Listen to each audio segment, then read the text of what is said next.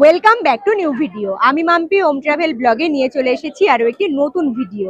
আজ আমি আমার ভিডিওর মাধ্যমে তোমাদের একদম কম টাকা খরচা করে সুন্দরভাবে ভ্রমণ করিয়ে দেখাবো সম্পূর্ণ কামাখ্যা।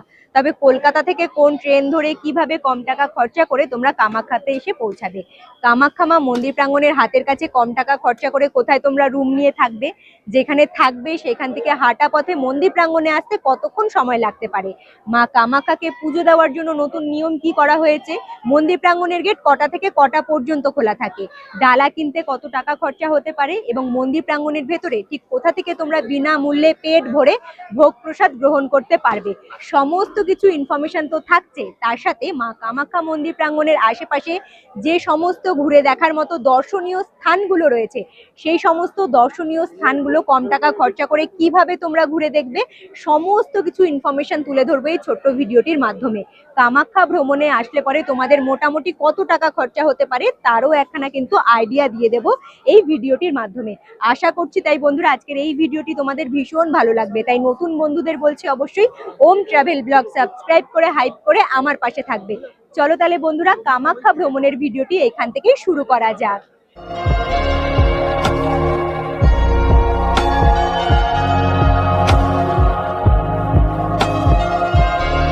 গুড মর্নিং বন্ধুরা, ঘড়ির কাঁটায় এখন বাজে ভোর 5:30। এই মুহূর্তে দাঁড়িয়ে রয়েছি আমি শিয়ালদা স্টেশনের উত্তর শাখার একদম ঠিক সামনের দিকে।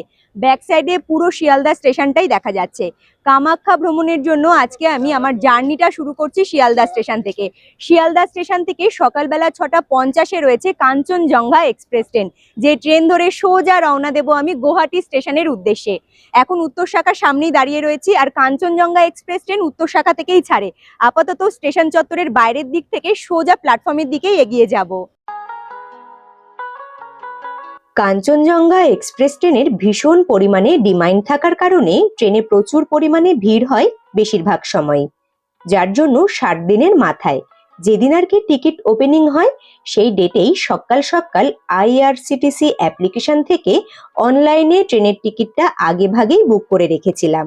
প্রায় বেশিরভাগ দিন কাঞ্চনজঙ্ঘা এক্সপ্রেস ট্রেন 12 নম্বর প্ল্যাটফর্ম থেকেই ছাড়ে। ঘড়ির কাঁটায় যখন বাজে সকাল ঠিক 6টা, একদম ডট 6টায় শিয়ালদা স্টেশনের 12 নম্বর প্ল্যাটফর্মের ট্র্যাকে চলে এসেছে কাঞ্চনজঙ্ঘা এক্সপ্রেস ট্রেন। 12 নম্বর প্ল্যাটফর্মের ট্র্যাকে ট্রেন দাঁড়িয়ে রয়েছে, সিট পড়েছে আমার S4-এ। এখন সোজা মা কামাখ্যার নাম নিয়ে ট্রেনে উঠে পড়বো, যাতে জার্নিটা খুব সুন্দরভাবে গুয়াহাটি পর্যন্ত সম্পূর্ণ করতে পারি।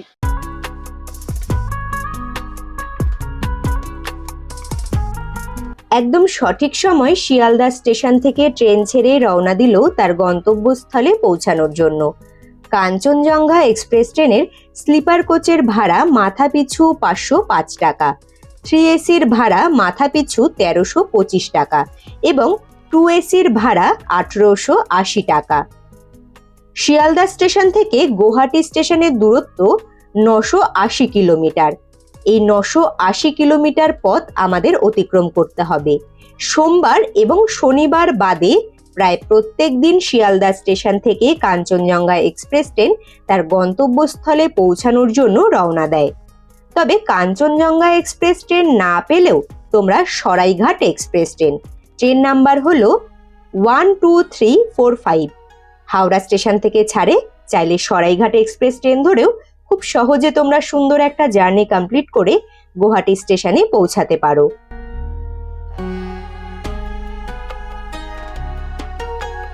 ফাইনালি দীর্ঘক্ষণের একখানা লম্বা ট্রেন জার্নি কমপ্লিট করে এসে পৌঁছালাম আমি গুয়াহাটি স্টেশনে। গুয়াহাটি স্টেশনের 1 নম্বর প্ল্যাটফর্মে কাঞ্চনজঙ্ঘা এক্সপ্রেস ট্রেন এখনো পর্যন্ত দাঁড়িয়ে রয়েছে। ট্রেন থেকে নেমে তো পড়েছি। সঠিক সময় ছিল গুয়াহাটি স্টেশনে ট্রেন পৌঁছানোর মাঝরাতে 2:40-এ। সেখানে ঘড়ির কাঁটায় এখন বাজে ভোর ঠিক 3:30। এইখান থেকে ট্রেন সোজা রওনা দেবে তার গন্তব্যস্থলে পৌঁছানোর জন্য, আর আমি রওনা দেব আমার গন্তব্যস্থলে পৌঁছানোর জন্য। গুয়াহাটি রেলওয়ে স্টেশনে 7 এবং 8 নম্বর প্ল্যাটফর্ম ব্যবহার করে আমি চলে এসেছি মেন রোডের ওপরে। ব্যাক সাইডে এই যে দেখা যাচ্ছে ফ্লাইওভার ব্রিজ, তার ঠিক পাশ দিয়েই একখানা রাস্তা রয়েছে। সেই রাস্তা ধরে স্টেশন চত্বর থেকে বাইরের দিকে আমি বেরিয়ে চলে এসেছি। এই যে ব্যাক সাইডের রাস্তাটা দেখো, আমি তোমাদেরকে দেখিয়ে দিচ্ছি। এই ফ্লাইওভার ব্রিজ, তার ঠিক পাশ দিয়ে একখানা রাস্তা রয়েছে। আপাতত আমি এখন ঠিক যেখানে দাঁড়িয়ে রয়েছি এই পুরো জায়গাটার নাম হলো পল্টন বাজার। পল্টন বাজারে প্রচুর হোটেল রয়েছে। অনেকে কামাখ্যা মায়ের দর্শনে আসলে পরে পল্টন বাজারে রুম নিয়ে থাকে এবং এইখান থেকে সোজা গাড়ি ধরে বেরিয়ে যায় মা কামাখ্যার দর্শন করতে। তবে পল্টন বাজারে আমি রুম নিয়ে থাকবো না। এই মেন রোডটা ধরে সোজা কিছুটা দূর এগিয়ে গেলে পরে হাতের ডান দিকে আরো একখানা রাস্তা চলে গেছে। সেই রাস্তাটা ধরে আমি যাব নেপালি মন্দিরের কাছে। তবে নেপালি মন্দির যাওয়ার জন্য এইখান থেকে আমি কোনো রকম অটো টোটো রিক্সা কিছুই ধরবো না, হাঁটা পথে নেপালি মন্দিরের কাছেই এগিয়ে যাব। গুয়াহাটি রেলওয়ে স্টেশনের 1 নাম্বার প্ল্যাটফর্ম ব্যবহার করে তোমরা গুয়াহাটি রেলওয়ে স্টেশনের মেন গেটের কাছে চলে আসতে পারো। গুয়াহাটি রেলওয়ে স্টেশনের একদম ঠিক সামনেই দেখতে পারবে প্রচুর গাড়ির অপশন রয়েছে। তবে কামাখ্যা মন্দির যাওয়ার জন্য শেয়ার গাড়ির অপশনটা এখান থেকে বড্ড কম। তবে তোমরা যদি মেঘালয়, চেরাপুঞ্জি, শিলং এই সমস্ত জায়গাগুলোতে যেতে চাও তাহলে তোমরা গাড়ি রিজার্ভ করে নিতে পারো। এমনকি কামাখ্যা মন্দির যাওয়ার জন্য তোমরা এখান থেকে গাড়ি রিজার্ভ করে নিতে পারবে। মোটামুটি ধরে নাও 200 মিটার রাস্তা হাঁটা পথে সামনের দিকে এগিয়ে চলে এসেছি। এখন আমি দাঁড়িয়ে রয়েছি শ্রী শ্রী রাধাকৃষ্ণ নেপালি মন্দির প্রাঙ্গণের ঠিক সামনে, যেই মন্দিরের কথা আমি তোমাদের বলেছিলাম। রাস্তার ওই পারেই একদম মেন রোডের ওপরে মন্দির চত্বর দেখা যাচ্ছে। মন্দিরের ঠিক পাশে ওই যে গাড়িটা দাঁড়িয়ে রয়েছে, গাড়িটার পাশেই একখানা ছোট্ট দোকান রয়েছে। বাসের স্টপেজ ঠিক ওই দোকানের সামনেই রয়েছে। অনেকটা ভোরবেলা যেহেতু পৌঁছে গিয়েছি, শেয়ার গাড়ির একটু চাপ রয়েছে। যদি তোমরা রিজার্ভ গাড়ি করো সেই ক্ষেত্রে তোমরা যখনই আসবে তখনই গাড়ি পেয়ে যাবে। যেহেতু আমি শেয়ার গাড়ি ধরে কামাখ্যা মন্দির প্রাঙ্গণে পৌঁছাবো, যার জন্য আমাকে বাসের জন্য কিছুক্ষণ অপেক্ষা করতে হবে সেই দোকানের সামনে গিয়ে। নেপালি মন্দিরের সামনে থেকে কিংবা বলতে পারো পল্টন বাজার থেকে সকালবেলা 6টার পর থেকেই চালু হয় সরকারি বাস এবং বেসরকারি বাস। যে বাস ধরে তোমরা কামাখ্যা গেট কিংবা কামাখ্যা মন্দির প্রাঙ্গণ পর্যন্ত যেতে পারবে। কিছু কিছু সরকারি বাস রয়েছে যেগুলো পল্টন বাজার থেকে সরাসরি কামাখ্যা মন্দির প্রাঙ্গণ পর্যন্তই যায়। আমি তোমাদেরকে যে লোকেশনটা দেখালাম ঠিক সেইখান থেকেই তোমরা বাসেরও অপশন পেয়ে যাবে। বাস ধরেও কম টাকা খরচা করে কামাখ্যা গেট পর্যন্ত পৌঁছাতে পারবে। তবে রাস্তাটা ক্রস করে এই পারে আসার সাথে সাথেই দেখলাম ম্যাজিক ভ্যান দাঁড়িয়ে রয়েছে, তাই অযথা সময় নষ্ট করব না। মাথা পিছু 30 টাকা ভাড়া দিয়ে সোজা রওনা দেবো আমি কামাখ্যা গেট যাওয়ার জন্য। তার মানে তোমরা বুঝতেই পারলে পল্টন বাজারে থাকা নেপালি রাধাকৃষ্ণ মন্দির প্রাঙ্গণের লোকেশনটা কতটা গুরুত্বপূর্ণ একটা জায়গা, যেখান থেকে share auto, share magic van, bus সমস্ত কিছুর অপশন পেয়ে যাবে কামাখ্যা গেট কিংবা কামাখ্যা মন্দির প্রাঙ্গণে পৌঁছানোর জন্য। গুয়াহাটি রেলওয়ে স্টেশন থেকে কামাখ্যা গেটের দূরত্ব 7 থেকে 8 কিলোমিটারের কাছাকাছি। যেহেতু অনেক সকাল সকাল পৌঁছে গিয়েছিলাম, রাস্তা ক্লিয়ার থাকার কারণে ম্যাজিক ভ্যানে মোটামুটি 10 থেকে 15 মিনিটের জার্নিতে পৌঁছে গিয়েছিলাম কামাখ্যা গেটের কাছে। তোমাদের অনেকের কোশ্চেন যে আমার সাথে নাকি ব্যাগপত্র থাকে না। আসলে ব্যাগপত্র থাকে, আমি সেইভাবে ভিডিওতে দেখাই না। ম্যাজিক ভ্যান থেকে নেমে পড়লাম আমি কামাখ্যা গেটের একদম ঠিক সামনে। আমি তোমাদেরকে লোকেশনটা ভালো করে দেখিয়ে দিচ্ছি। তোমরা বাস ধরেই আসো কিংবা ম্যাজিক ভ্যান ধরেই আসো না কেন, তোমাদেরকে গাড়ি থেকে ঠিক এই লোকেশনেই নামতে হবে। মাথার ওপর দিয়ে দেখা যাচ্ছে বড় একখানা ব্রিজ, ব্রিজের নিচে আমি গাড়ি থেকে নেমেছি। আর রাস্তাটা ক্রস করে ওই পারে যেতে হবে আমাকে কামাখ্যা গেটের কাছে। দেখো রাস্তার ওই পারেই দেখা যাচ্ছে সুবিশাল একখানা বড় প্রবেশদ্বার। এইদিকে রাস্তা, যে রাস্তা ধরে আমি এলাম, গুয়াহাটি স্টেশন হয়ে পল্টন বাজার হয়ে যারা আসবে তারা এই দিকের রাস্তা ধরে আসবে। আর যারা কামাখ্যা রেলওয়ে স্টেশন থেকে কাটা সার্ভিসে কামাখ্যা গেটের কাছে আসতে চাইছো তারা এই রাস্তা দিয়ে আসবে। আর তোমরা কামাখ্যা স্টেশনের দিক থেকে আসো কিংবা গুয়াহাটি স্টেশনের দিক থেকে আসো না কেন, তোমাদেরকে গাড়ি থেকে ঠিক এখানেই নামতে হবে। আর রাস্তাটা ক্রস করে তোমাদেরকে যেতে হবে কামাখ্যা গেটের কাছে। সুবিশাল সুন্দরভাবে সুসজ্জিত এই বড় প্রবেশদ্বারটি বলতেই পারো কামাখ্যা মন্দির প্রাঙ্গণে প্রবেশ করার সবার প্রথম প্রবেশদ্বার, যে প্রবেশদ্বার ব্যবহার করে আমাদেরকে মন্দির প্রাঙ্গণের দিকে এগিয়ে যেতে হবে। মেন রোডটা ক্রস করে চলে এসেছি আমি কামাখ্যা গেটের একদম ঠিক সামনে। ব্যাক সাইডে সুবিশালে সুন্দর করে সাজানো বড় প্রবেশদ্বারটার নাম মা কামাখ্যা দেবালয়া। সামনের দিকে বড় করে লেখা রয়েছে মা কামাখ্যা দেবালয়া। তো এই প্রবেশদ্বারের আশেপাশেই তোমরা দেখতে পারবে রাস্তার দু সাইডে প্রচুর গাড়ি দাঁড়িয়ে রয়েছে। এইখান থেকে একখানা গাড়ি ধরে সোজা আমি মাথা পিছু 30 টাকা ভাড়া দিয়ে রওনা দেব কামাখ্যা মন্দিরে যাওয়ার জন্য। আর ব্যাক সাইডে ওই যে ব্লু কালারের গাড়িটা দেখা যাচ্ছে, ওই গাড়িতে আমাদের লাগেজগুলো তুলে দিয়েছি। ওই গাড়িতে বসে এখন সোজা রওনা দেব মন্দির প্রাঙ্গণে যাওয়ার জন্য। সকালবেলা 6টার আগে আমি পৌঁছে গিয়েছিলাম বলে কাটা সার্ভিসে পৌঁছাতে হচ্ছে আমাকে কামাখ্যা মন্দির প্রাঙ্গণের কাছে। যদি তোমরা সকালবেলা 6টার পরে গুয়াহাটি শহরে এসে পৌঁছাও, সেই ক্ষেত্রে গুয়াহাটি শহর থেকে সবুজ রঙের ব্যাটারি চালিত এসি বাস ধরে চলে আসতে পারবে সরাসরি কামাখ্যা মন্দির প্রাঙ্গণের কাছে। মাথায় রাখতে হবে অম্বুবাচীর সময় এই কামাখ্যা গেট থেকে কামাখ্যা মন্দির প্রাঙ্গণ 3 কিলোমিটারের পথ, পাহাড়ি রাস্তা, হাঁটা পথেই মন্দির প্রাঙ্গণে আসতে হবে। সেই সময় গাড়ি চলাচল পুরোপুরিভাবে বন্ধ থাকে। ঘড়ির কাঁটায় এখন বাজে ভোর 5:30। একদম ভোরবেলা সুন্দরভাবে জার্নি কমপ্লিট করে আমি পৌঁছে গিয়েছি কামাখ্যা মন্দির প্রাঙ্গণের একদম ঠিক হাতের কাছে। আমি তোমাদেরকে লোকেশনটা দেখিয়ে দিচ্ছি। এই যে 3 মাথার মোড়টা দেখা যাচ্ছে, ঠিক এই লোকেশনেই আমি শেয়ার গাড়ি থেকে নেমে পড়েছি। তোমরা যারা ব্যাটারি চালিত বাস ধরে আসবে, এখানেই বাস থেকে নামবে। লাস্ট লোকেশন কিন্তু এত দূর পর্যন্তই, মানে এইখানেই গাড়ি এসে দাঁড়াবে। এই যে লোকেশনটা দেখালাম, এই রাস্তাটার ঠিক উল্টো দিকের রাস্তাটা, এই সোজা রাস্তাটা চলে যাচ্ছে মন্দির প্রাঙ্গণে যাওয়ার দিকে। তবে এত দূরে এসেছি যখন, আমি রাত্রিবাস তো অবশ্যই করব, আর আগে থেকে হোটেল বুক করে আসিনি, তাই আপাতত একখানা হোটেলের সন্ধান করতে হবে। তবে আমি নিজে ঠিক করেছি মন্দির চত্বরের হাতের কাছে কম টাকা খরচা করে এমনই একখানা হোটেলের সন্ধান করব যেখানে আমি সুন্দরভাবে রাত্রিবাসটা করতে পারি। আর যেখানে থাকবো সেখানকার সমস্ত কিছু ডিটেলসটা আমার ভিডিওর মাধ্যমে অবশ্যই তুলে ধরবো। কামাখ্যা মন্দির প্রাঙ্গণের কাছে থেকে তোমরা যদি কেউ ভাবো যে পুজো দেবে কিংবা দর্শন করবে, সেই ক্ষেত্রে আমি বলতেই পারি কামাখ্যাতে মন্দির প্রাঙ্গণের আশেপাশে হোটেলের সংখ্যা ভীষণই কম। যে কটা হোটেল আছে তেমন তোমাদের পছন্দও হবে না, কারণ আমার তো খুব একটা ভালো লাগেনি। বলতে গেলে ভালো হোটেলের ব্যবস্থা একদমই কম রয়েছে। ঘড়ির কাঁটায় এখন বাজে সকাল ঠিক 7টা।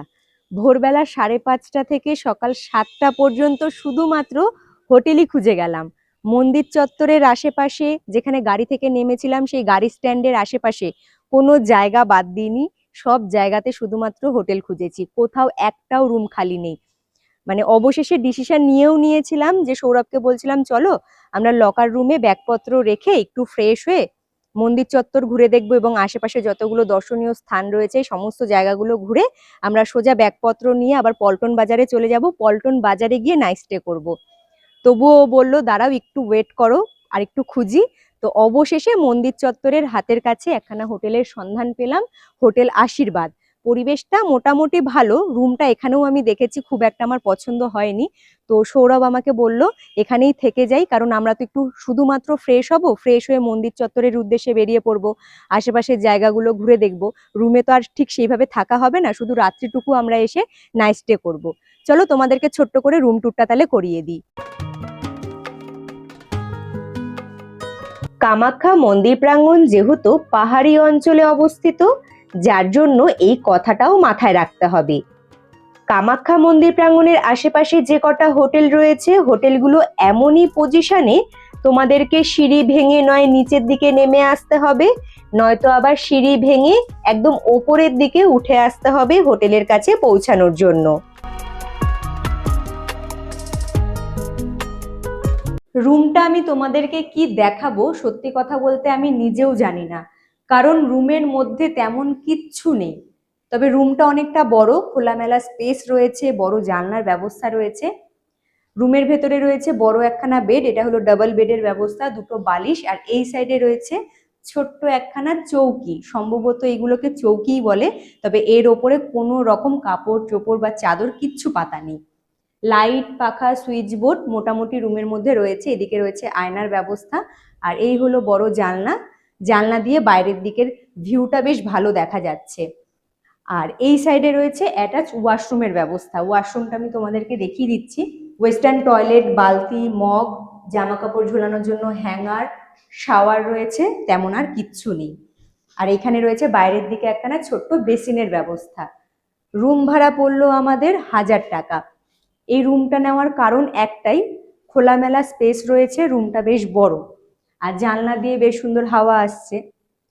এর থেকেও বাজে একখানা রুম দেখেছিলাম, তোমাদেরকে কি বলবো, মানে রুমটা তো একদম ভালো ছিল না, ওয়াশরুমের অবস্থা ভীষণ খারাপ, আর রুম ভাড়া চাইছিল 1500 টাকা। তো ওর থেকে মোটামুটি এই রুমটা ঠিকঠাক আছে। তবে আমি আমার নিজস্ব অভিজ্ঞতা থেকে তোমাদেরকে বলতেই পারি যে তোমরা যদি কামাখ্যা মায়ের দর্শনে আসো, তোমরা কামাখ্যা মন্দির চত্বরের আশেপাশে এসে রুম নিয়ে থাকার চিন্তা ভাবনা করো না, মানে আমার মতো বিপদে তোমরা পড়ে যাবে। তোমরা পল্টন বাজারেই একখানা ভালো রুম দেখে থাকো। মোটামুটি পল্টন বাজারে যদি থাকো 1000 টাকার মধ্যে আশা করছি ভালো রুমের ব্যবস্থা পেয়ে যাবে। সেখান থেকে গাড়ি ধরে তারপরে তোমরা আসো, মা কামাখ্যার দর্শন করো, ঘোরো, তারপরে আবার এখান থেকে ফেরত চলে যাও পল্টন বাজারে। আমার মনে হয় এটাই বেস্ট অপশান হবে তোমাদের। আর তবুও আমি এই হোটেলের মানে হোটেল আশীর্বাদের কন্ট্যাক্ট নাম্বারটা ভিডিও স্ক্রিনে দিয়ে দিলাম। যদি তোমরা কেউ থাকতে চাও তাহলে তোমরা আগে থেকে যোগাযোগ করে নিতে পারো, কিংবা কন্ট্যাক্ট নাম্বারে কথা বলে রুম বুক করে নিতে পারো। আপাতত ওয়াশরুমে যাব, ফ্রেশ হব, তারপরে সোজা বেরিয়ে পড়বো কামাখ্যা মন্দির চত্বর ঘুরে দেখার জন্য।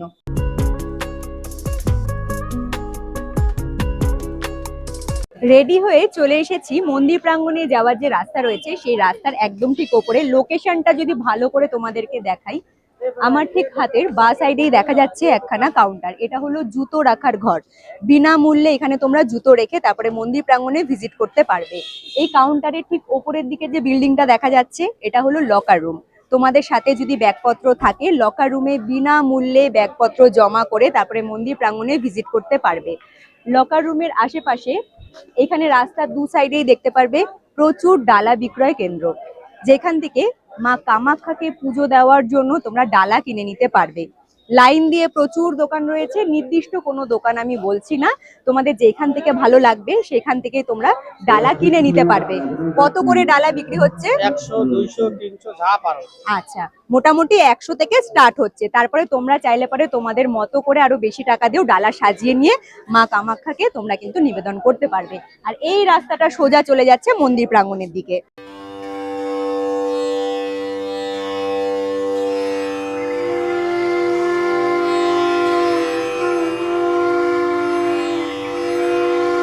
মন্দির প্রাঙ্গণে যাওয়ার যে রাস্তাটা রয়েছে ঠিক রাস্তার ওপরেই তোমরা দেখতে পারবে অন্ন সেবা ক্ষেত্র। আর এখন এই মুহূর্তে আমি অন্ন সেবা ক্ষেত্রের সামনেই দাঁড়িয়ে রয়েছি। এই যে ব্যাক সাইডে এরিয়াটা দেখা যাচ্ছে, বড় উপরে একটা লাল রঙের ব্যানার যেখানে লেখা রয়েছে অন্ন সেবা ক্ষেত্র। শুধুমাত্র একখানা কুপন কালেক্ট করতে হবে, আর সেই কুপনটা হাতে নিয়ে মন্দির প্রাঙ্গণে তোমরা খুব সুন্দরভাবে বসে ভোগ প্রসাদ গ্রহণ করতে পারবে। অন্ন সেবা ক্ষেত্র ভেতরে গিয়ে তোমাদেরকে কুপনটা কালেক্ট করতে হবে। আর উল্টো দিকে এই যে মন্দির প্রাঙ্গণটা দেখা যাচ্ছে, এই মন্দির প্রাঙ্গণের ভেতরেই রয়েছে খুব সুন্দর বসার ব্যবস্থা, যেখানে বিনামূল্যে শুধুমাত্র সেই কুপনটা দেখিয়ে বসে দারুণভাবে ভোগ প্রসাদ তোমরা গ্রহণ করতে পারবে। তবে এখন আমি মন্দির প্রাঙ্গণে যাওয়ার জন্য বেরিয়েছি। মন্দির প্রাঙ্গণটা ঘুরে দেখব, সময় বুঝে এসে আমিও চেষ্টা করব কুপন সংগ্রহ করে অন্ন সেবা ক্ষেত্রেতে গিয়ে ভোগ প্রসাদটা গ্রহণ করার। তবে তার আগে মন্দির প্রাঙ্গণটা ঘুরে দেখতে হবে। আর এই যে সামনের দিকে সিঁড়িগুলো দেখা যাচ্ছে, এই সিঁড়িগুলো ধরেই সামনের দিকে এগিয়ে যেতে হবে।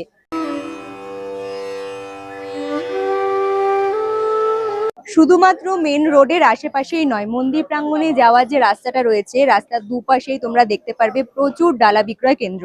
তোমরা চাইলে মন্দির চত্বরের একদম হাতের কাছে এসেও যে দোকানগুলো রয়েছে সেখান থেকে ডালা কিনে নিতে পারো। শুধু ডালাই বলবো না, বিভিন্ন ধরনের জিনিসপত্র বিক্রি হচ্ছে, সেটা বাচ্চাদের খেলনা হোক, সাজগোজের জিনিস হোক, ঠাকুরের জিনিস, সমস্ত কিছুই পেয়ে যাবে। এমনকি এখানে দেখো খুব সুন্দর একখানা ফুলের মার্কেটও বসেছে, খুব সুন্দর সুন্দর ফুলের মালা পাওয়া যাচ্ছে। তোমরা চাইলে পরে মা কামাখ্যাকে নিবেদন করার জন্য এখান থেকে ফুলের মালাও কিনে নিতে পারো। একটি গুরুত্বপূর্ণ কথা যেটা না বললেই নয়, এইমাত্র আমি তোমাদেরকে লকার রুমটা দেখালাম। লকার রুমে যদি তোমরা কেউ জিনিসপত্র রেখে আশেপাশে দর্শনীয় স্থানগুলো ঘুরে দেখো, সেক্ষেত্রে অবশ্যই বলবো পার্সোনাল তালা চাবি তোমরা সাথে রাখবে, যা দিয়ে তোমরা লকারটা লক করে দিতে পারবে। অবশেষে মন্দির প্রাঙ্গণে প্রবেশ করেছি। আমার ব্যাক সাইডে এই যে বড় প্রবেশদ্বারটা তোমরা দেখতে পাচ্ছ, এই প্রবেশদ্বারটা ব্যবহার করে মন্দির চত্বরের ভেতরে প্রবেশ করলাম। বিশ্বাস করো চারিদিকে এত পরিমাণে ভিড়, এখানে ভিডিও শুট করা এতটা চাপের হয়ে যাচ্ছে, মানে যখন তখন ভিডিওর মাঝখান দিয়ে কেউ না কেউ চলে যাচ্ছে। বহুবার শুট নেওয়ার পরে ফাইনালি একটা শুট আমি ভালো মতো নিতে পারছি। বহু দূর দূরান্ত থেকে ভক্তরা আসে মা কামাখ্যার দর্শন করতে। আর মন্দির চত্বরের আশেপাশে ভিড় দেখে তোমরা বুঝতেই পারছো যে মন্দির চত্বর এখন কতটা গমগম হয়ে উঠেছে। সামনের দিকে এই যে মন্দির প্রাঙ্গণটা দেখা যাচ্ছে, এটাই হলো কামাখ্যা মন্দির প্রাঙ্গণের মূল মন্দির। সামনের দিকে প্রচুর বড় লাইন পড়ে গিয়েছে, মানে আজকে দেখছি অন্যান্য সময়ের থেকে, এর আগেও আমি এসেছিলাম, তবে এর আগে আমি যেদিন এসেছিলাম কি বার ছিল সঠিক আমার মনে নেই, আজ হলো শনিবার, যার জন্য মন্দির প্রাঙ্গণে প্রচুর পরিমাণে ভিড়। সামনের দিকে এগিয়ে যাব, মন্দির চত্বরটা পরিক্রমা করব, পরিক্রমার সাথে সাথে মন্দির চত্বরটা খুব সুন্দরভাবে ঘুরে দেখব।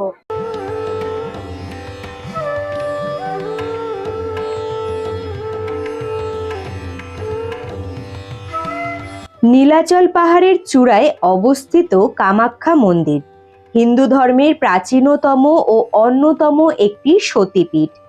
কামাখ্যা মন্দির হল তন্ত্র সাধনার প্রধান কেন্দ্র। কামাখ্যা মন্দির প্রাঙ্গণকে কেন্দ্র করে প্রতি বছর আষাঢ় মাসে অম্বুবাচীতে বিশাল মেলার আয়োজন করা হয়। সেই সময় মূল মন্দিরের প্রবেশদ্বার বন্ধ থাকে, তবে মন্দির প্রাঙ্গণের প্রবেশদ্বার বন্ধ থাকা সত্ত্বেও হাজারো হাজারো নয়, লাখো লাখো ভক্তদের ঢল নেমে পড়ে কামাখ্যা মন্দির প্রাঙ্গণে। সকালবেলা 7টার সময় মন্দিরের গেট খোলা হয় ভক্তদের জন্য, আর ভক্তরা মাঝ রাত থেকে, মানে ভোরবেলা 4টে থেকে, কেউ আবার 2:30 থেকে লাইনে দাঁড়িয়ে থাকে শুধুমাত্র সুন্দরভাবে মা কামাখ্যার দর্শন ও পুজো করবে বলে। মন্দির প্রাঙ্গণে ভিআইপি লাইন এবং জেনারেল লাইনের ব্যবস্থা রয়েছে। আষাঢ় মাসে অম্বুবাচী মেলার সময় মন্দিরের প্রবেশদ্বার 3 দিন বন্ধ রাখা হয়। মনে করা হয় সেই সময় ব্রহ্মপুত্র নদের জল নাকি লাল বর্ণ ধারণ করে। মন্দির প্রাঙ্গণে মা কামাখ্যাকে দর্শন করার জন্য দুখানা লাইন রয়েছে, একখানা হলো জেনারেল লাইন, একখানা হলো ভিআইপি লাইন। জেনারেল লাইনটা আমি যদি তোমাদেরকে বলি, মোটামুটি ভিড় থাকলে পরে 5 থেকে 6 ঘন্টা লাইনে দাঁড়িয়ে থাকা কোনো ব্যাপার না, তোমাদের দাঁড়িয়ে থাকতে হবে শুধুমাত্র দর্শন করার জন্য আর পুজো দেওয়ার জন্য।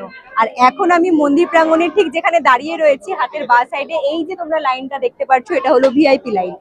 ভিআইপি লাইনে দাঁড়ালে পরেও ওই একই সময় তোমাদের লেগে যাবে। যদি জেনারেল লাইনে দাঁড়িয়ে তোমাদের পুজো দিতে মিনিমাম 5 ঘন্টা সময় লাগে, ভিআইপি লাইনে দাঁড়ালে পরে খুব জোর হয়তো 3 থেকে 4 ঘন্টা সময় লাগবে, এই আর কি। এইবারে পুরোটাই তোমাদের নিজেদের ওপরে যে তোমরা ভিআইপি লাইনে দাঁড়িয়ে পুজো দিতে চাইছো নাকি জেনারেল লাইনে দাঁড়াতে চাইছো। আমি ঠিক যেখানে দাঁড়িয়ে রয়েছি হাতের ঠিক ডান দিকে এই যে লাল রঙের একখানা ছোট্ট মন্দির প্রাঙ্গণ তোমরা দেখতে পাচ্ছ, এটা হলো শীতলা মায়ের মন্দির। খুব সুন্দর বিগ্রহ রয়েছে, তোমরা চাইলে এই মন্দির প্রাঙ্গণে পুজো দিতে পারবে। মা কামাখ্যাকে দর্শন করে আসার পরে তোমরা ডালা নিয়ে চলে আসবে শীতলা মন্দিরে। শীতলা মন্দিরে পুজো দেবে এবং ডালার মধ্যে একখানা থাকবে নারকেল। সেই নারকেলটা শীতলা মন্দিরের ঠিক ব্যাক সাইডে দেখবে খুব সুন্দর উঁচু উঁচু দুখানা বেদি রয়েছে, সেই বেদির মধ্যে নারকেলটা ফাটিয়ে জলটা মন্দির প্রাঙ্গণে ছেটাতে হবে। আর এই যে সামনের দিকে ভিআইপি লাইনটা আমি তোমাদেরকে যে দেখালাম, ঠিক উল্টো দিকে দেখো একখানা কিন্তু বড় ঘর রয়েছে। ডালার মধ্যে 3খানা থাকবে ঘিয়ের প্রদীপ, সেই ঘিয়ের প্রদীপটা তোমাদেরকে নির্দিষ্ট জায়গায় গিয়ে জ্বালাতে হবে। ধূপকাঠি মোমবাতি জ্বালিয়ে পুজো দিয়ে সেই নির্দিষ্ট স্থানে তোমাদেরকে ধূপকাঠি মোমবাতি জ্বালিয়ে দিতে হবে। মন্দির প্রাঙ্গণটা ঘুরে দেখছি ভীষণ ভালো লাগছে। আর এখানে এসে জানতে পারলাম, এ দেখো অনেকেই পায়রা ছেড়ে দিয়ে গেছে, মানে পায়রা উড়িয়ে দেয়, ছেড়ে দেয়, প্রচুর পায়রা এখানে দেখা যাচ্ছে। মন্দির প্রাঙ্গণের ভেতরেই পায়রা বিক্রি হচ্ছে। তা আমি জিজ্ঞেস করলাম কত করে, বললো জোড়া পায়রা নিলে পরে খরচা হবে এই 500 থেকে 600 টাকার মতো। তো তোমরা যারা পায়রা মন্দির প্রাঙ্গণে মানত করে ওড়াতে চাইছো, তোমরা এখান থেকেই পায়রা কিনে নিতে পারবে। আর এইদিকে দেখো লাইনটা, প্রচুর লাইন রয়েছে। জেনারেল লাইনের ভেতরে যারা লাইন দিয়ে মন্দির প্রাঙ্গণে যাবে, খুব সুন্দর বসার ব্যবস্থা রয়েছে, পুরোটাই ব্যারিকেডের মধ্যে দিয়ে। এইখানে তো তোমাদেরকে দেখালাম, কিন্তু লাইনটা কোথা থেকে শুরু হচ্ছে সেটা যদি তোমরা দেখো, একদম চক্ষু চড়ক গাছ হয়ে যাবে। সকালবেলা 7টার সময় মন্দির প্রাঙ্গণের গেট ভক্তদের জন্য খোলা হলেও মাঝখানে মন্দিরের গেট বন্ধ করে দেওয়া হয় ঠিক দুপুরবেলা 2টোর সময়। আবার বেলা 3টেতে ভক্তদের জন্য মন্দিরের গেট আবার খুলে দেওয়া হয়। তন্ত্র সাধনার প্রধান কেন্দ্র হলো কামাখ্যা মন্দির, আর এইখানে তোমরা প্রচুর সাধু সন্ন্যাসীদের দেখা পাবে। বিশাল লম্বা লাইন, হাতে ডালা নিয়ে সকলে মাকে দর্শন করার জন্য এই যে প্রবেশদ্বার দিয়ে মন্দির প্রাঙ্গণের ভেতরে প্রবেশ করছে। এই প্রবেশদ্বারের ঠিক উল্টো দিকে এখানে বড় একখানা ঘর তোমরা দেখতে পারবে। আমি তোমাদেরকে দেখিয়ে দিচ্ছি, এটা হলো বলি ঘর। বলি ঘরের সামনে এই যে তোমরা ভিড়টা দেখতে পাচ্ছ, ভেতরের দিকে এখন বলি হচ্ছে, যার জন্য সকলে বলি দেখার জন্য এই পরিমাণে ভিড় জমিয়েছে। বলি হচ্ছে যেহেতু আমি আর কাছে গেলাম না, সেই সমস্ত জিনিসগুলো আমি ঠিকঠাক ভাবে দেখতে পারি না। আর ভেতরের দিকে ছবি তোলা এবং ভিডিও শুট করা পুরোপুরিভাবে নিষিদ্ধ, যার জন্য সেখানে আমি দাঁড়াইনি বেশিক্ষণ। আমি দূর থেকে দর্শন করলাম। তবে তোমরা যারা এইসব জিনিসগুলো দেখতে ইন্টারেস্টেড রয়েছো, যাদের ভয় লাগে না, তারা অবশ্যই বলবো এই সমস্ত জিনিসগুলো একবার দর্শন করে নিতে পারো। আর এই যে লাইনটা শুরু হচ্ছে, এটা হলো জেনারেল লাইন। আগের বার যখন আমি এসেছিলাম, দেখো এই যে ওপরের দিকে এই যে গ্যালারিটা রয়েছে তার ঠিক ওপর দিক দিয়ে একখানা কিন্তু লম্বা লাইন রয়েছে, ওপরের দিকে শেড রয়েছে, একখানা ব্যারিকেডের মধ্যে দিয়ে সকলে লাইনে দাঁড়িয়ে আসতো মা কামাখ্যার দর্শন করতে। সেই দিকে হয়তো কিছু একটা কাজ হচ্ছে, যার জন্য ওই দিকের লাইনটা আপাতত বন্ধ রয়েছে, লাইনটা এখন ঘুরিয়ে দেওয়া হয়েছে। তবে লাইনটা একদম মেন রোডের কাছ থেকে শুরু হচ্ছে, সেইখান থেকে সকলে লাইন দিয়ে আস্তে আস্তে মন্দির প্রাঙ্গণের ভেতরে ভিজিট করেছে শুধুমাত্র মাকে দর্শন করতে আসার জন্য। নীলাচল পাহাড়ের চূড়ায় এখন ঠিক যেই স্থানে কামাখ্যা মা মন্দির প্রাঙ্গণ রয়েছে, পৌরাণিক কাহিনী অনুসারে দেবী সতীর ঠিক এই স্থানেই নাকি যোনি পতিত হয়েছিল। কামাখ্যা মা মন্দির প্রাঙ্গণে কোনো রকম মূর্তির পুজো হয় না, বরং প্রাকৃতিক পাথরের তৈরি একটি যোনি, যার সদৃশ্য অংশকে দেবী কামাখ্যা হিসেবে পুজো করা হয়। যাদের দর্শন হয়ে গিয়েছে তারা এখানে বসে খুব সুন্দরভাবে সময় কাটাচ্ছে। আসলে ব্যাপারটা হলো, এইখান থেকে মন্দির প্রাঙ্গণের চূড়া খুব সুন্দরভাবে দেখা যাচ্ছে, পুরো মন্দির প্রাঙ্গণটাই খুব সুন্দরভাবে দেখা যাচ্ছে। তাছাড়াও এই যে গ্যালারিটা রয়েছে, লাইন ধরে প্রচুর বড় বড় পুরনো কিছু গাছ রয়েছে, আর গাছের ছায়াগুলো পুরো এই গ্যালারির ওপরে পড়েছে বলে পুরো জায়গাটা এত সুন্দর হাওয়া আর এত সুন্দর ছাওয়া, যার জন্য এখানে বসে থাকতে এবং সময় কাটাতে প্রত্যেকটা ভক্ত, প্রত্যেকটা পর্যটকই ভীষণভাবে পছন্দ করে। এখানে আমি অনেকক্ষণ বসে সময় কাটালাম, আমার খুব ভালো লাগলো।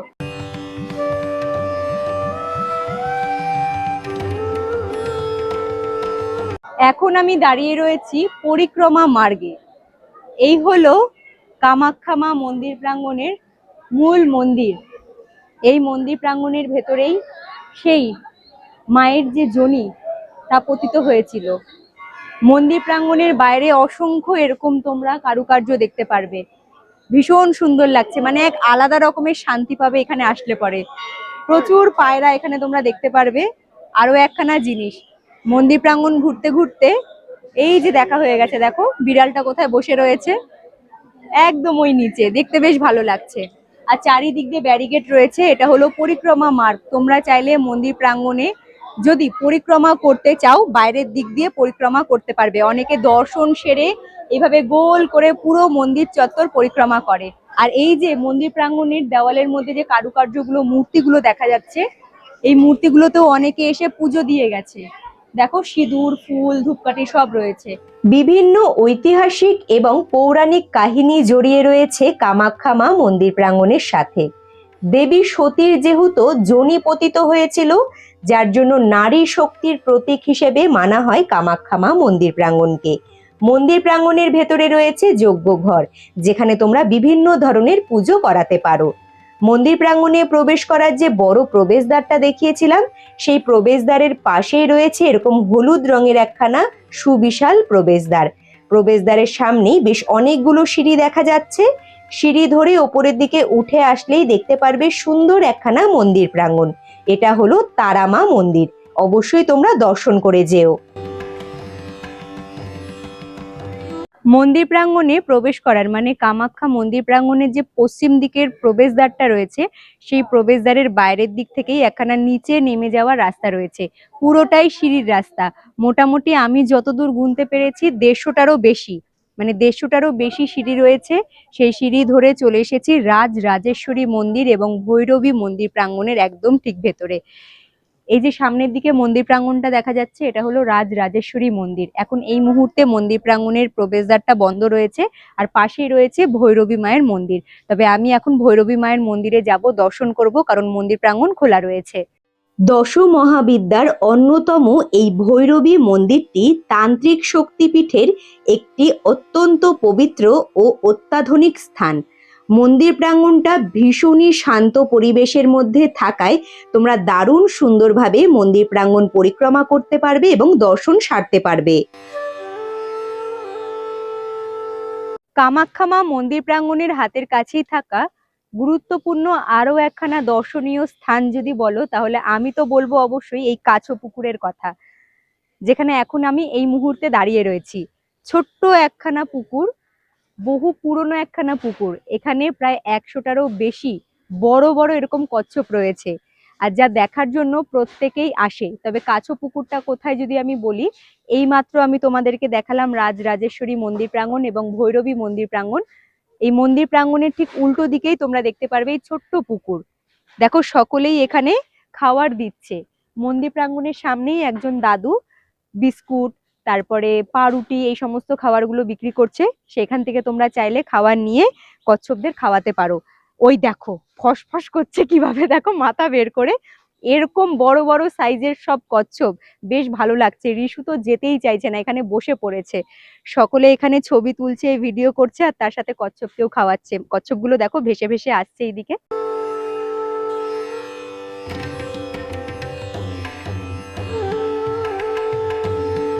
কামাখ্যা মা মন্দির প্রাঙ্গণের কমপ্লেক্সের আশেপাশে বেশ অনেকগুলোই রয়েছে জলাশয়, যে সমস্ত জলাশয়গুলোকে অত্যন্ত পবিত্র বলে মনে করা হয়। তবে সমস্ত জলাশয়ের মধ্যে থেকে স্থানীয়ভাবে এই কাছো পুকুরি, যাকে কচ্ছপের পুকুর হিসেবে বিবেচনা করা হয়েছে বা নামকরণ করা হয়েছে, তা অত্যন্ত পবিত্র এবং পর্যটকদের কাছে ভীষণ আকর্ষণীয় একখানা জায়গা। মন্দির প্রাঙ্গণ ঘুরে চলে এসেছি আমি সেই 3 মাথা মোড়ের কাছে। সকালবেলা গাড়ি থেকে ঠিক যেখানে নেমেছিলাম, এইখান থেকে এখন আমি ব্যাটারি চালিত এসি বাস ধরে সোজা রওনা দেব উমানন্দ মন্দির প্রাঙ্গণে যাওয়ার জন্য। অনেকক্ষণ ধরেই অপেক্ষা করছিলাম, ফাইনালি এই যে সবুজ রঙের বাস চলে এসেছে। বাসটা হয়তো সম্ভবত ওই রোডের কাছে গিয়ে দাঁড়াবে, নয়তো এখানে দাঁড়াবে। বাস দাঁড়ালে পরেই সোজা বাসে উঠে পড়বো উমানন্দ মন্দির প্রাঙ্গণটা ঘুরতে যাওয়ার জন্য। বাসে বসে সোজা রওনা দিলাম উমানন্দ মন্দির প্রাঙ্গণে যাওয়ার জন্য।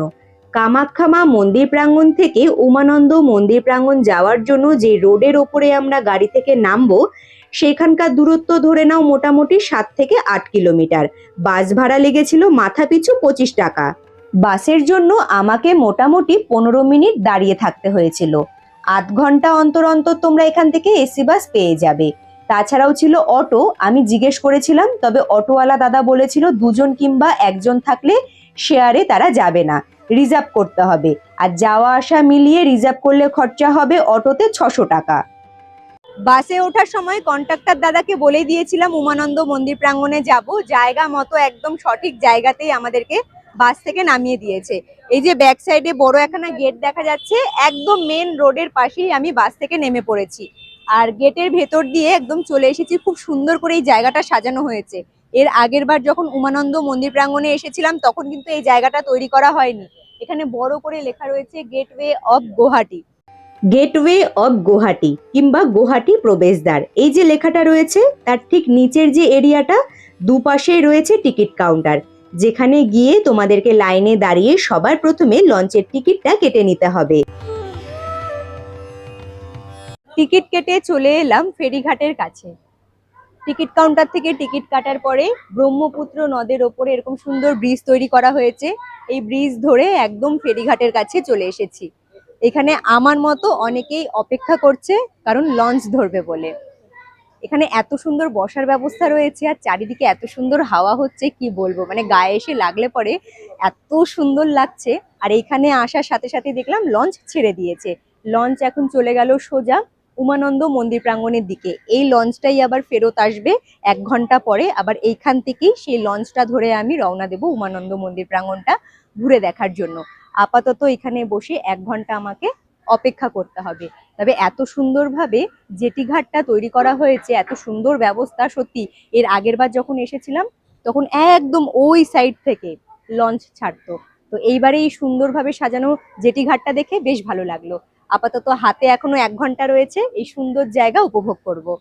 উমানন্দ মন্দির প্রাঙ্গণে পৌঁছানোর জন্য সরকারি লঞ্চ ধরে আমি যাব, সেটাই ঠিক করেছি। তবে তোমরা চাইলে বেসরকারি লঞ্চ ধরেও যেতে পারো। তবে বুদ্ধিমানের কাজ হবে কম টাকা খরচা করে সরকারি লঞ্চ ধরে উমানন্দ মন্দির প্রাঙ্গণে যাওয়া। বেসরকারি লঞ্চ ধরলে পরে যাওয়া আসা মিলিয়ে খরচাটা অনেকটাই বেড়ে যাবে।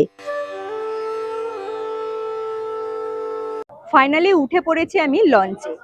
অনেক কিছু চেঞ্জ হয়েছে, আস্তে আস্তে তোমাদেরকে সবটাই বলবো। তবে লঞ্চটা অনেকটা বড়, সামনের দিকে অনেকটা বড় স্পেস রয়েছে, তোমরা চাইলে এখানেও দাঁড়িয়ে সুন্দর ভিউ উপভোগ করতে পারবে।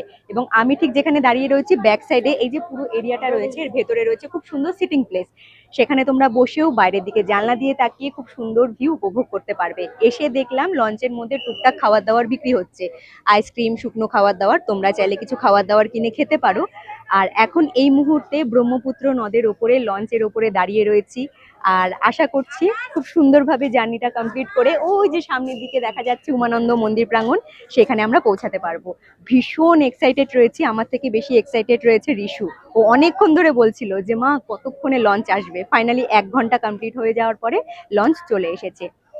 এর আগের বার যখন আমি এসেছিলাম তখন মানে যাওয়া আসা মিলিয়ে 80 টাকা খরচা করে আমরা এই লঞ্চ ঘাট থেকে সোজা গিয়েছিলাম উমানন্দ মন্দির প্রাঙ্গণ, আবার উমানন্দ মন্দির প্রাঙ্গণ থেকে লঞ্চ ঘাটে চলে এসেছিলাম। এইবারে কিন্তু টাকার পরিমাণটা একটু বেড়ে গিয়েছে, সেখানে যাওয়া আসা মিলিয়ে আমাদের খরচা হলো 100 টাকা। সামনের দিকে গিয়ে দাঁড়াবো, ভিড় হয়ে যাচ্ছে শুধুমাত্র সামনের দিক থেকে ভিউটা ক্যাপচার করার জন্য। তো চলো যাই, সামনের দিকে দেখা যাচ্ছে উমানন্দ মন্দির প্রাঙ্গণ। এখন এইখান থেকে আমাদেরকে জার্নিটা অতদূর পর্যন্তই করতে হবে। ব্রহ্মপুত্র নদের ওপরে ছোট বড় মিলিয়ে বেশ অনেকগুলো দ্বীপ রয়েছে। আর উমানন্দ মন্দির প্রাঙ্গণ যে দ্বীপের ওপরে অবস্থিত সেই দ্বীপটিকে ময়ূর দ্বীপ কিংবা অনেকে বলে পিকক দ্বীপ। এই পিকক দ্বীপটা কিন্তু ব্রিটিশদের দেওয়া একখানা নাম। দূর থেকে দেখে মনে হচ্ছে ঘন একদম সবুজে ভরা একখানা সুন্দর জায়গা। চলো তোমাদের ঘুরিয়ে নিয়ে আসি, দেখবে উমানন্দ মন্দির প্রাঙ্গণটা কতটা সুন্দর, তার সাথে পিকক দ্বীপ কিংবা ময়ূর দ্বীপটা কত সুন্দরভাবে সাজানো গোছানো। কামাখ্যা ভ্রমণে আসলে পরে জলপথে ভ্রমণ করে দর্শনীয় স্থান ঘুরে দেখা, আমি তো বলবো এক আলাদা রকমের অভিজ্ঞতা তোমাদেরও হবে। ফাইনালি লঞ্চ থেকে নেমে পড়লাম উমানন্দ মন্দির প্রাঙ্গণের সামনে থাকা ফেরিঘাটে। লঞ্চ থেকে নামার পরেই তোমরা দেখতে পারবে এরকম সিঁড়ি ধরে এখন ওপরের দিকে এগিয়ে যাচ্ছি মন্দির প্রাঙ্গণের দিকে। তবে হ্যাঁ, সময়ের সাথে সাথে অনেক কিছু চেঞ্জ হয়েছে, সেটা এখানে এসে বুঝতে পারছি। এই যে সিঁড়ি করা রাস্তাটা রয়েছে, যে সিঁড়ি ধরে আমরা মন্দির প্রাঙ্গণের দিকে এগিয়ে যাচ্ছি, এটা নতুন তৈরি করা হয়েছে। এর আগের বার যখন এসেছিলাম ওই যে সামনের দিকে দেখা যাচ্ছে অংশটা, ঠিক সেই দিকেই আমরা লঞ্চ থেকে নেমেছিলাম। সামনেই ছিল বড় একখানা প্রবেশদ্বার, সেই প্রবেশদ্বারটা ধরেই আমরা মন্দির প্রাঙ্গণের দিকে এগিয়ে গিয়েছিলাম। এখন দেখছি সেই জায়গাটা পুরো একদম নষ্ট হয়ে গিয়েছে, কিছু একটা কাজ হচ্ছে। আপাতত এই রাস্তা ধরে মন্দির প্রাঙ্গণের দিকে এগিয়ে যাব।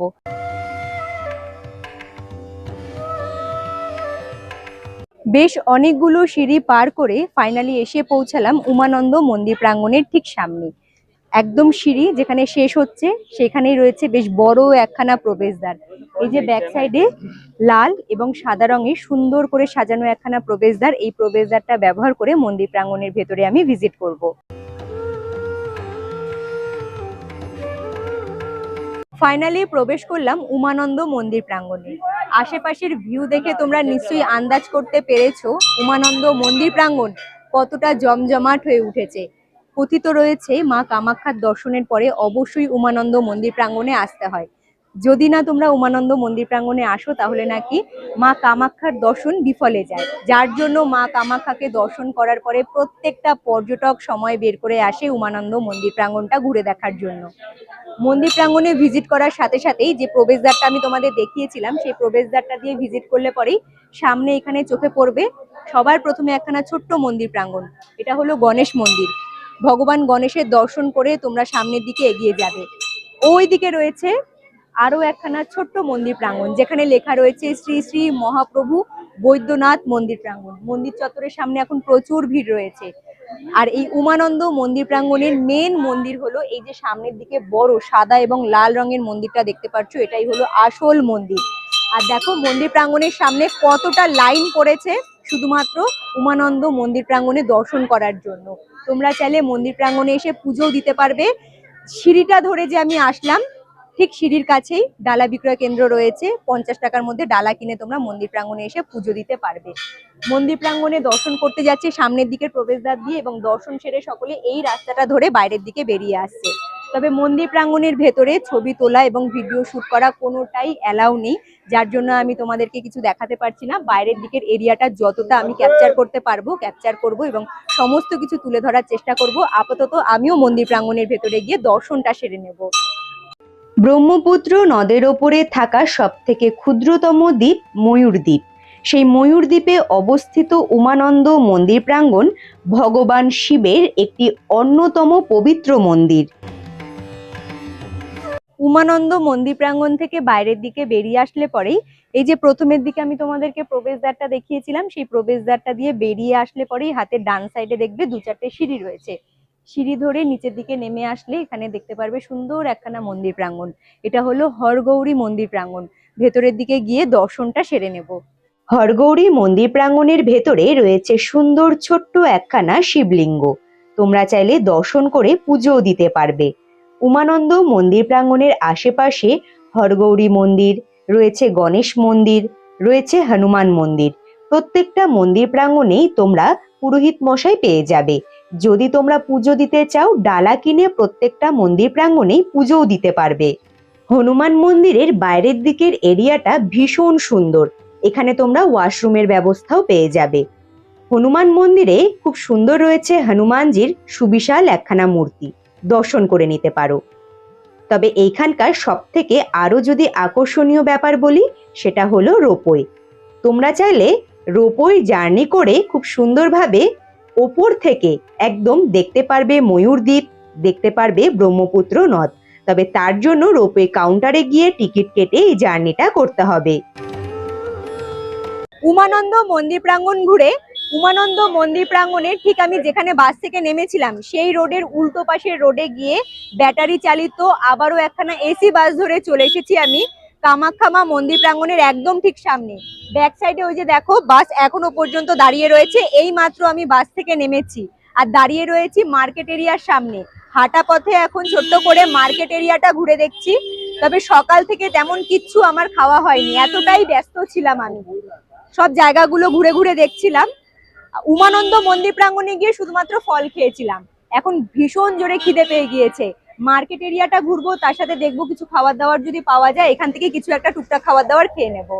কামাখ্যা মন্দির প্রাঙ্গণের আশেপাশে রাস্তার দু সাইডেই এরকম তোমরা প্রচুর দোকানপাট দেখতে পারবে, যেখানে ঘর সাজানোর জিনিস, প্রচুর রুদ্রাক্ষ, রুদ্রাক্ষর মালা, বিভিন্ন ধরনের তাবিজ, শঙ্খ, অনেক কিছুই পাওয়া যাচ্ছিল। বিশেষ করে তন্ত্র সাধনায় যে সমস্ত জিনিসগুলো প্রয়োজন দেখে মনে হলো সেই সমস্ত জিনিসগুলো এখানে পাওয়া যাচ্ছিল। হাঁটা পথে মার্কেট এরিয়াটা ঘুরতে বেশ ভালোই লাগবে। ঠাকুরের ছবি, বাচ্চাদের খেলনা কোনোটাই বাদ ছিল না। গাড়ি স্ট্যান্ডের হাতের কাছে একখানা হোটেল দেখে খাবার খেতে বসে পড়েছি। এই দোকানে তো অনেক রকমের খাবার দাবারই পাওয়া যাচ্ছে, এগরোল, চাউমিন, রুটি, পরোটা। বিশ্বাস করো অন্য কোনো কিছু খেতে একদম ইচ্ছে চাইছে না। একবারে রাতের খাবার হিসেবে ভাতটাই অর্ডার করে দিয়েছি। আর প্লেটের মধ্যে রয়েছে সাদা ভাত, এখানে একখানা সবজি রয়েছে, পাঁপড় ভাজা, লেবু, আলু কুমড়োর তরকারি, ঘুগনি আর ডাল। এই দিয়ে বলতে পারো রাতের খাবারটাই কমপ্লিট করব।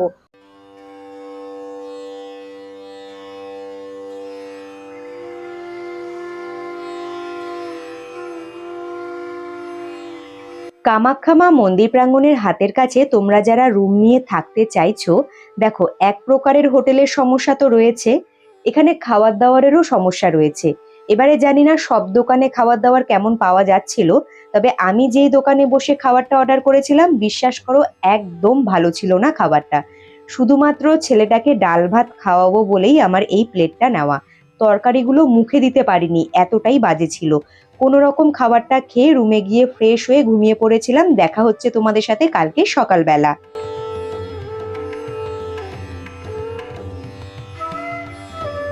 গুড মর্নিং বন্ধুরা, নেক্সট ডে সকাল সকাল পুরো রেডি হয়ে গিয়েছি।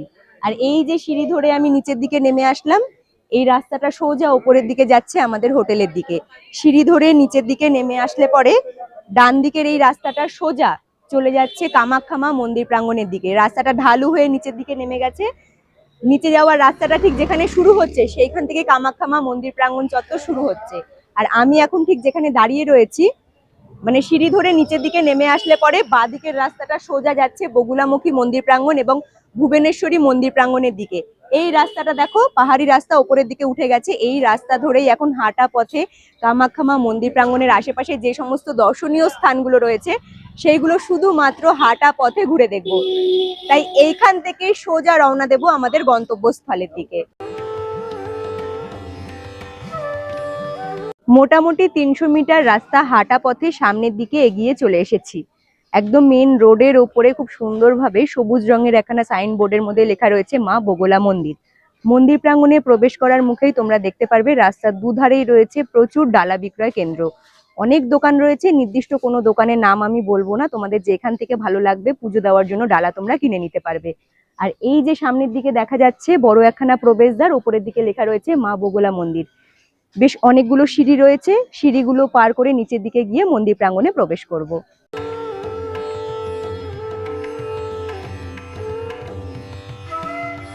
উপরের দিক থেকে সিঁড়িগুলো ধরে একদম নিচের দিকে নেমে চলে এসেছি মন্দির প্রাঙ্গণের একদম ঠিক সামনে। বাইরের দিক থেকে তোমরা দেখে বুঝতেই পারবে না পাহাড়ের গায়ে এত সুন্দর একখানা মন্দির প্রাঙ্গণ রয়েছে। মন্দির প্রাঙ্গণের বাইরের দিকে এখানে জুতো রেখে মন্দির প্রাঙ্গণের ভেতরে প্রবেশ করব। তবে সামনের দিকে এই যে বড় প্রবেশদ্বারটা দেখা যাচ্ছে, উপরের দিকে কত সুন্দর একখানা গণপতি বাপ্পার মূর্তি রয়েছে, অসাধারণ লাগছে দেখতে। দশ মহাবিদ্যার এক অন্যতম আরো এক পবিত্র মন্দির হলো এই বগুলা মন্দির। মন্দির প্রাঙ্গণের ভেতরে কোনো রকম ছবি তোলা এবং ভিডিও শুট করা অ্যালাউ ছিল না। তবে বিশ্বাস করো, মন্দির প্রাঙ্গণের ভেতরটা ঘুরে দেখলে মন একদম শান্ত হয়ে যাবে।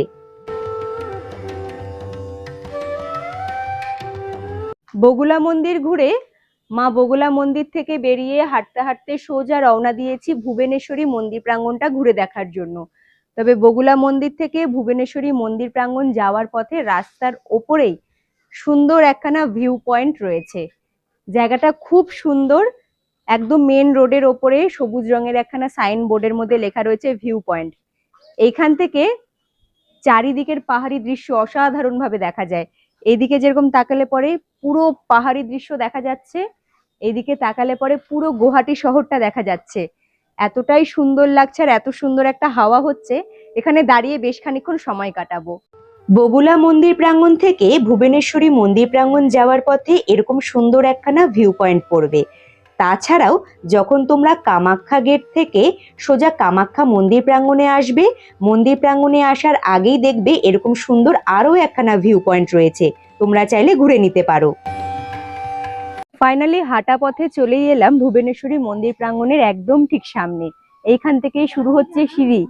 মন্দির প্রাঙ্গণে যেতে বেশ অনেকগুলো সিঁড়ি পার করেই আমাদেরকে যেতে হবে। তবে আমি হাঁটা পথে এসেছি। যদি আমাদের হোটেল থেকে বলি, হোটেল থেকে ধরলে পরে মোটামুটি ধরে নাও 1 কিলোমিটার রাস্তা হাঁটা পথে আমাকে এখানে আসতে হলো। গাড়ির ফেসিলিটি রয়েছে, তোমরা চাইলে গাড়ি ধরেও আসতে পারো, তবে আমি গাড়ি ধরিনি, হাঁটা পথেই ঘুরে দেখছি, আমার তো বেশ ভালো লাগছে। এবারে সিঁড়ি ধরে মন্দির প্রাঙ্গণের দিকে এগিয়ে যাব। তবে মন্দির প্রাঙ্গণে যাওয়ার পথে সামনের দিকে রয়েছে বড় একখানা সুন্দর প্রবেশদ্বার। প্রবেশদ্বারের সামনের দিকে মানে মন্দির প্রাঙ্গণে যখন ভিজিট করবে সেই দিক থেকে এবং মন্দির প্রাঙ্গণ থেকে বাইরের দিকে বেরিয়ে আসার সময় দু সাইডেই বিভিন্ন ধরনের চিত্রকলা ফুটিয়ে তোলা হয়েছে। একদম অল্প সময়ের মধ্যে তোমরা যদি কামাখ্যা মন্দির প্রাঙ্গণ এবং গুয়াহাটি শহর ঘুরে দেখতে চাও, তাহলে অবশ্যই বলবো আমি ঠিক যেভাবে ঘুরছি এইভাবে ঘোরো। অল্প সময়ের মধ্যে সব থেকে বড় কথা, একদম অল্প খরচায় তোমরা এতগুলো জায়গা ঘুরে দেখে নিতে পারবে। তবে সিঁড়ি ধরে যে যাওয়ার রাস্তাটা রয়েছে, দুপাশেই বসার ব্যবস্থা পেয়ে যাবে আর প্রচুর গাছগাছালি রয়েছে, যার জন্য এই জায়গাটা না এক আলাদা রকমের শান্তি পাওয়া যায়। ফাইনালি প্রবেশ করলাম আমি ভুবনেশ্বরী মন্দির প্রাঙ্গণে। মন্দির চত্বরটা অসম্ভব সুন্দর। আর মন্দির প্রাঙ্গণে একদম মূল মন্দিরের সামনে এই মুহূর্তে দাঁড়িয়ে রয়েছি। সামনের দিকে এই যে মন্দির প্রাঙ্গণটা তোমরা দেখতে পাচ্ছ আর প্রবেশদ্বার, এই প্রবেশদ্বারটা ব্যবহার করেই মন্দির প্রাঙ্গণে প্রবেশ করতে হবে।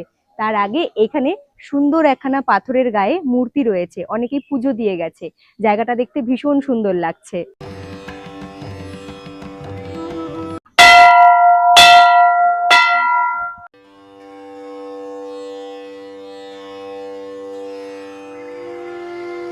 দশ মহাবিদ্যার আরো এক অন্যতম ও পবিত্র স্থান হলো ভুবনেশ্বরী মন্দির প্রাঙ্গণ। দেবী ভুবনেশ্বরীকে উৎসর্গ করে এই মন্দির প্রাঙ্গণ তৈরি করা হয়েছে। মূল মন্দির প্রাঙ্গণে যেহেতু ভিডিও শুট করা অ্যালাউ ছিল না, যার জন্য দর্শন করাতে পারলাম না। তবে মন্দির প্রাঙ্গণে প্রবেশ করেই একদম তোমাদেরকে গুহার মধ্যে দিয়ে গিয়ে দর্শন সারতে হবে মাতা ভুবনেশ্বরী দেবীর। তোমরা চাইলেই মন্দির প্রাঙ্গণে পুজো দিতে পারো। মন্দির প্রাঙ্গণটা এতটাই সুন্দর এবং এতটাই শান্ত পরিবেশে, সত্যি মন শান্তি করার মতো জায়গা হলো এই ভুবনেশ্বরী মন্দির প্রাঙ্গণ।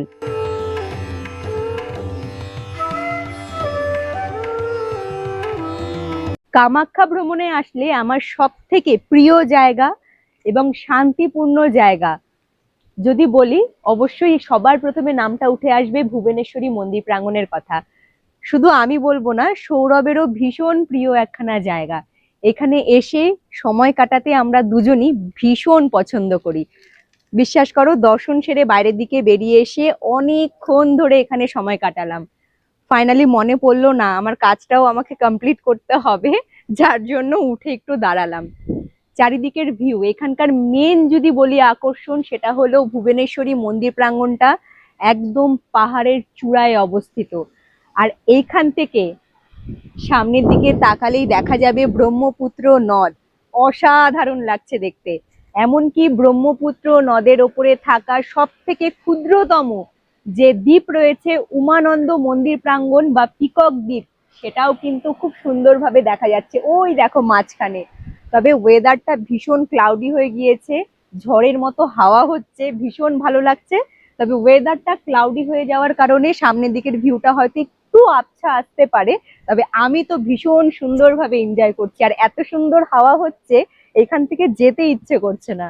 নীলাচল পাহাড়ের একদম চূড়ায় অবস্থিত ভুবনেশ্বরী মন্দির প্রাঙ্গণ এমনই একখানা স্থান যেখান থেকে দারুণ সুন্দরভাবে পুরো গুয়াহাটি শহর এবং ব্রহ্মপুত্র নদ, তার থেকে বড় কথা সূর্যাস্ত, যা দারুণ সুন্দরভাবে দেখা যায়।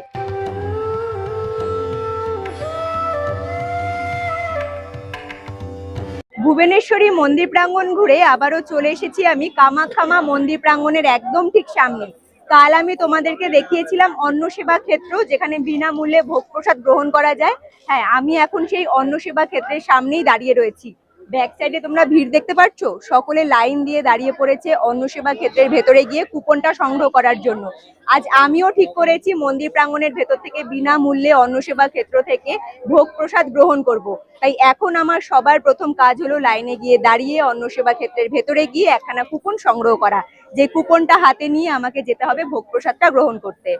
সবার প্রথমে গিয়ে আমি কুপনটা কালেক্ট করেছিলাম। কুপন কালেক্ট করে লাইনে দাঁড়িয়ে প্রসাদ নিতে নিতে মোটামুটি আধ ঘন্টার মতো সময় লেগে গিয়েছিল, কারণ প্রচুর পরিমাণে ভিড় ছিল। তবে তোমাদেরকে একদম প্রথম দিন দেখিয়েছিলাম যে অন্ন সেবা ক্ষেত্রের উল্টো দিকের মন্দির প্রাঙ্গণে ভোগ প্রসাদ খাওয়ানো হয়। এখন জায়গাটা চেঞ্জ করে দেওয়া হয়েছে। যেখান থেকে তোমরা কুপন সংগ্রহ করবে ঠিক সেইখানেই ব্যাক সাইডে এরকম হল রুম রয়েছে, যেখানে তোমরা ভোগ প্রসাদ গ্রহণ করতে পারবে। খিচুড়ি, আলু পনিরের তরকারি, পায়েস এবং সুজি ছিল প্রসাদে। ঘড়ির কাঁটায় এখন বাজে বিকেল ঠিক 5:30। এই মুহূর্তে আমি দাঁড়িয়ে রয়েছি গুয়াহাটি রেলওয়ে স্টেশনের একদম ঠিক ভেতরে। কামাখ্যা মন্দির প্রাঙ্গণ থেকে দুপুরের ভোগ প্রসাদটা গ্রহণ করে ব্যাগপত্র নিয়ে সোজা বাস ধরে চলে এসেছি গুয়াহাটি রেলওয়ে স্টেশনে। কালকে উমানন্দ মন্দির প্রাঙ্গণ যাওয়ার সময় মন্দির প্রাঙ্গণের সামনে মেন রোড থেকে যেখানে ব্যাটারি চালিত এসি বাস ধরেছিলাম, সেইখান থেকেই একখানা ব্যাটারি চালিত এসি বাস ধরে সরাসরি চলে এসেছি গুয়াহাটি রেলওয়ে স্টেশনে। গুয়াহাটি রেলওয়ে স্টেশন থেকে রাত্রিবেলা 8:30টার সময় রয়েছে কামরূপ এক্সপ্রেস ট্রেন, যে ট্রেনটি ধরে সোজা রওনা দেব আমি আমার বাড়ির উদ্দেশ্যে পৌঁছানোর জন্য। তবে রাত্রিবেলা 8:30টার সময় ট্রেন রয়েছে, কেন এত তাড়াতাড়ি স্টেশনে চলে এলাম তার পেছনেও কারণ রয়েছে। কারণ ব্যাটারি চালিত এসি বাসের সার্ভিস তোমরা সন্ধ্যেবেলা 6টা পর্যন্তই পাবে মন্দির প্রাঙ্গণ থেকে। 6টার পরে যদি তোমরা কেউ মন্দির প্রাঙ্গণ থেকে স্টেশন চত্বরে আসতে চাও, তোমরা এসি বাস পাবে না, কিন্তু অন্যান্য গাড়ির সুবিধা পেয়ে যাবে। কাটা সার্ভিস করেও চলে আসতে পারবে, মানে মন্দির প্রাঙ্গণের সামনে থেকে শেয়ার গাড়ি ধরে কামাখ্যা গেট, আবার কামাখ্যা গেট থেকে একখানা বাস ধরে চলে আসতে পারবে গুয়াহাটি রেলওয়ে স্টেশনে। যেহেতু মন্দির প্রাঙ্গণের কাজ আমার পুরোপুরি কমপ্লিট হয়ে গিয়েছিল, যার জন্য সেখানে আর সময় নষ্ট করিনি, এসি বাস ধরেই চলে এসেছি।